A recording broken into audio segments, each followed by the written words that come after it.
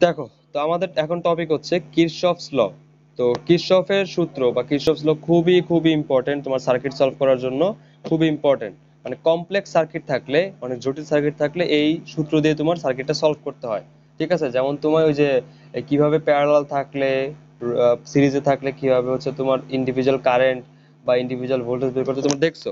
But ওই সূত্রগুলা বা ওই সিস্টেমগুলা কিন্তু একটু সিম্পল সার্কিটের জন্য। যখন তোমার সার্কিটটা কমপ্লেক্স হয়ে যাবে তখন কিন্তু তুমি ওইভাবে কিন্তু সাধারণভাবে করতে পারবে না, অনেক ভেজাল হয়ে যাবে। ঠিক আছে, তো তখন তোমার এই কেসিএল আর কেভিএল কাজে লাগবে। ঠিক আছে, তো কেসিএল এর ফুল ফর্ম হচ্ছে কিরশফস কারেন্ট ল, আরটা হচ্ছে কেভিএল বা কিরশফস ভোল্টেজ ল। ঠিক আছে, আর কিরশফস স্পেলিংটা আমার ভুল হইতে পারে, মানে এখানে একটা এইচ হয়তো বেশি আছে, আমি খেয়াল নাই, তোমরা বই থেকে দেখে নিও। তো এখন আমরা দেখবো হচ্ছে কেসিএল কি আর কেভিএল কি। তো প্রথমে আমরা দেখবো হচ্ছে কেসিএল, মানে তুমি এখন ভাববা যায় হ্যাঁ ভাই কত কি মানে ইংলিশে লেখছে, আল্লাহ জানে কত কঠিন কিছু, কিন্তু আসলে এটা খুবই সহজ। ঠিক আছে, কিরকম দেখো, কেসিএল জিনিসটা সবচেয়ে সহজ। দেখো, ধরো এরকম একটা সিরিজ রেজিস্ট্যান্স আর তার সাথে দুইটা প্যারালাল রেজিস্ট্যান্স। ঠিক আছে, এখন আমি পুরো সার্কিটটা কিন্তু আঁকি নাই। কেন আঁকি নাই দেখো, পুরোটা আমার লাগবে না। এখানে দেখো এই একটা ব্রাঞ্চ এখানে কানেক্ট হয়েছে এবং এই ব্রাঞ্চটা দুইটা ভাগে ভাগ হয়ে গেছে। ঠিক না? দেখো বিষয়টা হচ্ছে কি, এখানে কিন্তু তিনটা পথ আছে। দেখো এই যে একটা পথ, তারপরে এই একটা পথ, আর এই একটা পথ। ঠিক না? তোমার কি হবে, যখন কারেন্ট আসবে, কারেন্ট কিন্তু এখানে এসে এন্টার করবে এবং এখান থেকে কিন্তু আবার এই যে এই পয়েন্টে এসে দুইটা ভাগে ভাগ হয়ে যাবে না বলতো? দুইটা ভাগে ভাগ হয়ে এখান দিয়ে এক্সিট করবে। ঠিক না? এটা হচ্ছে আমাদের, এখান দিয়ে এন্টার করতেছে একটা কারেন্ট আর এখান দিয়ে দুইটা কারেন্ট এক্সিট করতেছে। সো এই যে দুইটা কারেন্ট এক্সিট করলো, এই দুটোর নাম দিলাম হচ্ছে আমরা I1 আর I2। এবার দেখো একটা বিষয়, তোমার এখানে কারেন্টটা যখন এক্সিট করবে, কোনো মানে কিছু পরিমাণ কারেন্টও কি শূন্যে ভেসে যাবে বা হাওয়ায় উড়ে যাবে? না, কারেন্ট কিন্তু I1 মানে I1 না, টোটাল যে আইটা ছিল আমার, এই টোটাল আইটাই কিন্তু দুইটা অংশে ভাগ হবে না বলতো? বা আমরা বলতে পারি এটাকে আরেকভাবে বলতে পারি যে আমার যে I1 আইটা, আইটা হচ্ছে অ্যাকচুয়ালি কি I1 আর I2 এর যোগফল না বলতো? আইটা আসলে কি I1 আর I2 এর যোগফল।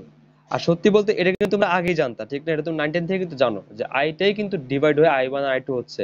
তার মানে I1 আর I2 এর যোগফলটা কি আই না? এবং সত্যি বলতে এইটাই হচ্ছে তোমার কেসিএল। ঠিক আছে, তো এটাকে আমি একটু ফর্মালি বলবো। ফর্মালি বলবো কেন, কারণ কমপ্লেক্স থাকলে তখন তোমার আবার বুঝতে ঝামেলা হবে। ফর্মাল ওয়েটা শিখো। কেসিএল হচ্ছে তোমার total incoming current equals to total outgoing current. কেসিএলটা কি বলতো?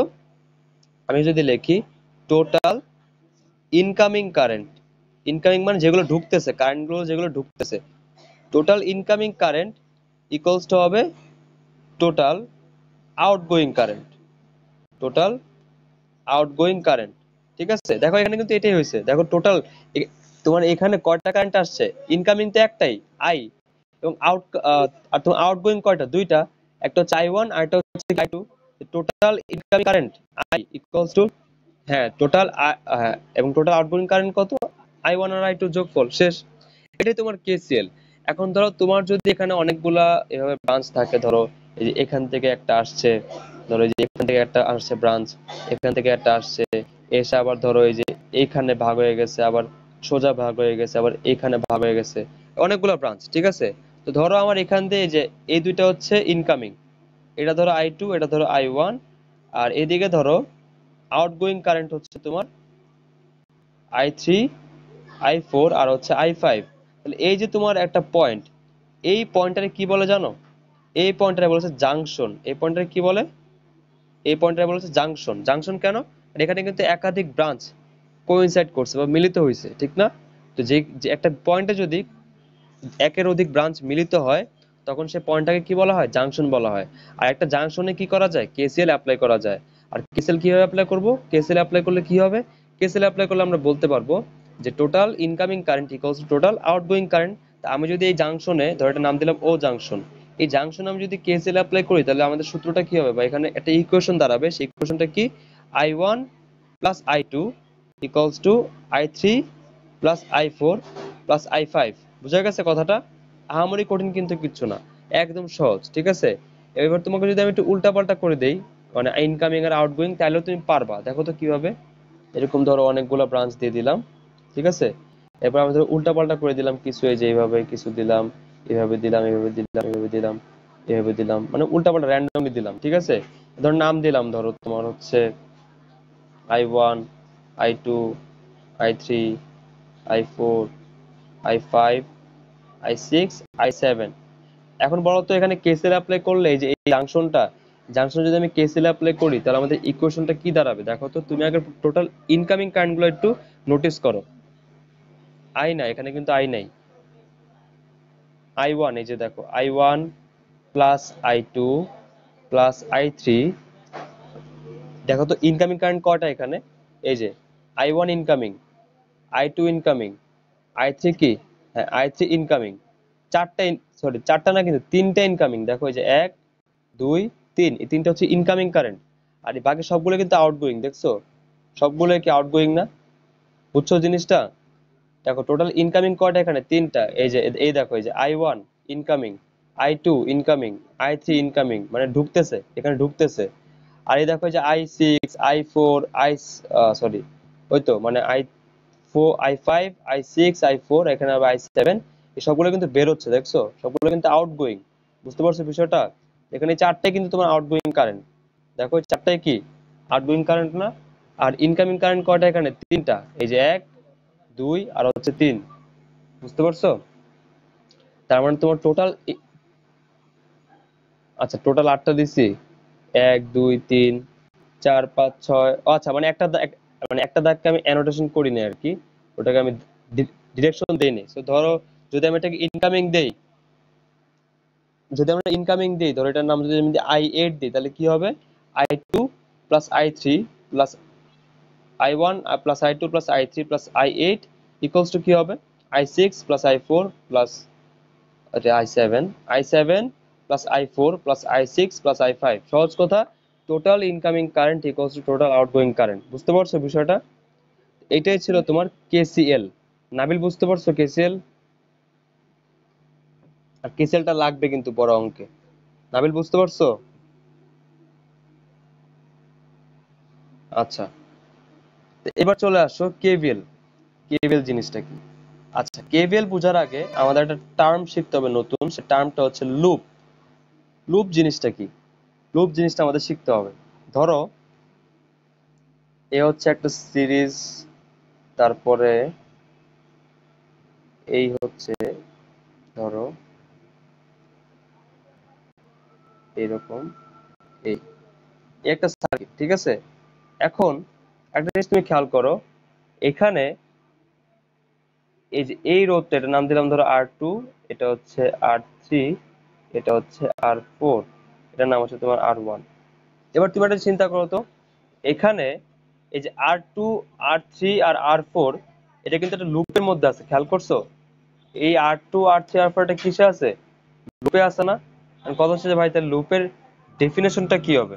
ঠিক আছে, আমার কথা হচ্ছে যে লুপের ডেফিনেশনটা কি হবে?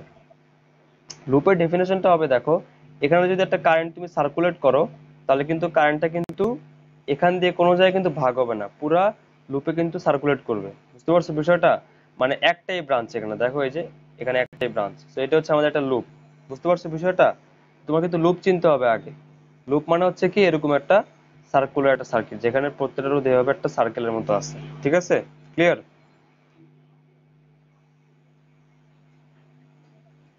আচ্ছা, এই ছিল তোমার লুপ। এখন যদি তুমি লুপ জিনিসটা বুঝে থাকো, তাহলে আমরা হচ্ছে এখন একটা লুপের একটা সার্কিট আঁকবো, হাইজারলা সার্কিট। মানে এগুলোর জন্যই তোমার মেইনলি কেসিএল কেবল প্রয়োজন হয়। ধরো এইরকম, এই এই এরকম একটা সার্কিট। ঠিক আছে, এখন দেখো তো, তুমি বলো তো এখানে লুপ কয়টা আছে বলো? লুপ কিন্তু দুইটা আছে, এ একটা লুপ আর এ একটা লুপ। ঠিক আছে, এখানে দুইটা লুপ আছে। তো এই দুটো লুপে হচ্ছে আমরা কেবল অ্যাপ্লাই করবো, মানে কেবলটা অ্যাপ্লাই করবো আমরা কোথায়? লুপে। ঠিক আছে, আর কেসিএলটা অ্যাপ্লাই করবো আমরা কোথায়? জাংশনে। যেমন ধরো এই যে এখানে যে এই পয়েন্টটা কিন্তু একটা জাংশন, ঠিক না? এই পয়েন্টটা কি? জাংশন। এই জাংশনে আমরা কেসিএল অ্যাপ্লাই করতে পারবো। আর এটা হচ্ছে একটা লুপ, এই লুপে আমরা কেভিএল অ্যাপ্লাই করতে পারবো। এখন জিনিসটা হচ্ছে যে কেভিএল জিনিসটা আসলে কি, এটা আমাদের বুঝতে হবে। তো কেভিএল হচ্ছে কিরশফস ভোল্টেজ ল। তো কেভিএল হচ্ছে actually summation of voltage drop equals to zero in a loop, in a loop summation of voltage drop equals to 0। মানে কি? মানে হচ্ছে তুমি যদি একটা লুপে টোটাল ভোল্টেজ ড্রপ নাও, তা টোটাল ভোল্টেজ ড্রপের মান কত হবে? 0 হবে। বুঝতে পারছো বিষয়টা? পুরা পুরা লুপের মধ্যে সামেশন অফ ভোল্টেজ ড্রপ হবে তোমার 0। কারণ দেখো আলটিমেটলি তুমি যদি একটা ধরো, তুমি নর্মালি কিন্তু আগে সার্কিটগুলো শিখতা, সিম্পল সার্কিট, সেখানে কিন্তু লুপ থাকতো একটাই, ঠিক না? আমাদের কিন্তু লুপ থাকতো কয়টা? একটাই। তো এই যে তোমার একটা লুপ, এখানে কিন্তু যে পরিমাণ ইএমএফ আছে ওই ইএমএফটা কিন্তু এখানে ড্রপ হয়ে যাচ্ছে, ঠিক না? আলটিমেটলি টোটাল যে ভোল্টেজ ড্রপটা সেটা কত হয়ে যায়? 0 হয়ে যায় না বলতো? তো এরকমই তোমার যে কোনো একটা লুপে আমি যদি টোটাল ভোল্টেজ ড্রপ নিই সেটা হবে কত? 0। তার মানে summation of voltage drop equals to হবে তোমার 0। এবং এটাই হচ্ছে তোমার কেভিএল। ঠিক আছে, এটা হচ্ছে আমাদের কি? কেভিএল। এখন কেভিএলটা আসলে এই জাস্ট আমি যে বলে দিলাম যে summation of voltage drop equals to 0, আর তুমি কেমনে ভোল্টেজ ড্রপ নিবা বা কিভাবে তুমি কেভিএল একটা অ্যাপ্লাই করবা, এটার জন্য আমাদের একটা ম্যাথ করা লাগবে, ঠিক আছে? তো আমরা ডিরেক্ট এক্সাম্পলে না যে আমরা কেভিএলটা আগে ভালো করে বুঝি, ঠিক আছে? ধরো এই সার্কিটে আমরা এখন কেভিএলটা ভালো করে বুঝতে চাই, তা আমরা কি করতে পারি? দেখো, আমরা হচ্ছে এখানে প্রত্যেকটার এক একটা এক্সপ্রেশন দিয়ে আমরা এগুলোকে এক্সপ্রেস করব, নামকরণ করব আর কি, ঠিক আছে? কেভিএল দেখলাম, এখন একটা কেসিএল কেভিএল আমরা একটা অ্যাপ্লিকেশন দেখবো, মানে একটা ম্যাথের এক্সাম্পল দেখবো। তার জন্য আমরা হচ্ছে এখানে কিছু রোধ নিলাম, ধরো এটা 1 ওহম, এটা হচ্ছে তোমার 2 ওহম, তারপর এটাও 2 ওহম, এখানে হচ্ছে 3 ওহম, এখানে হচ্ছে 4 ওহম। আর ভোল্টেজ ধরো এখানে 5 ভোল্ট, ইএমএফ হচ্ছে 5। এখন তোমার কোশ্চেন করা হলো যে তুমি এইখানে এই যে এই ব্রাঞ্চের যে কারেন্টটা, সেই কারেন্টটা তুমি বের করবা। ধরো এটা I1 আর এই কারেন্টটা তুমি ধরলো হচ্ছে I2। এখন কথা হচ্ছে যে তুমি যদি এখানে কেসিএল কেভিএল দিয়ে তুমি এটা সলভ করতে চাও, তাহলে তুমি কি করবা?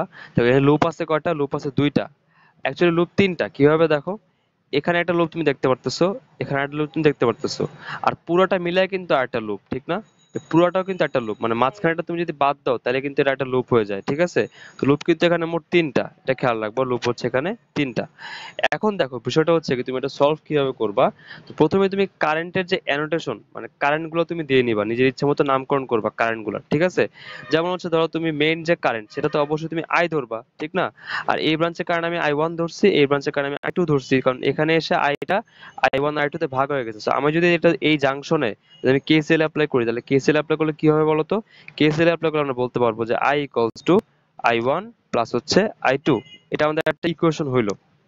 এবার তুমি যদি একটা লুপের মধ্যে যদি তুমি কেভিএল অ্যাপ্লাই করো, ধরো তুমি এই প্রথম যে লুপটা আছে সেখানে তুমি কেভিএলটা অ্যাপ্লাই করবা, ঠিক আছে? এখন বিষয়টা হচ্ছে কি, কেভিএল অ্যাপ্লাই করার জন্য তুমি একটা কাজ করবা, সেটা হচ্ছে প্রথমে পোলারিটি দিয়ে নিবা। কি বলছি? প্রথমে কি করবা? পোলারিটি দিয়ে নিবা, ঠিক আছে? পোলারিটি জিনিসটা কি? দেখো এই যে ব্যাটারি এটা কি প্লাস না, এটা কি মাইনাস?